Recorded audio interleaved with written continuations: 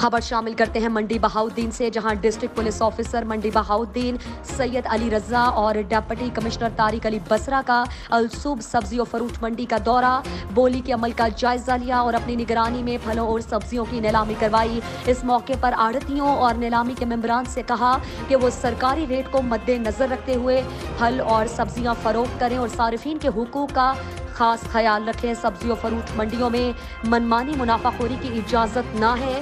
मंडियों में खरीदारी के लिए दुकानदारों और सारिफीन को मुनासिब निर्खों पर अशिया की दस्तयाबी यकीनी बनाई जा रही है ताकि वो आम मार्केट में मुकर्ररा निर्ख के मुताबिक अशिया की खरीदो फरोख्त कर सकें। ज़ख़ीरा अंदोज़ी करने वाले अनासिर के खिलाफ सख्ती से निपटा जाएगा और कोई रियायत न बरती जाएगी। कानूनी कार्रवाई करते हुए 2 आढ़तियों को गिरफ्तार भी किया गया।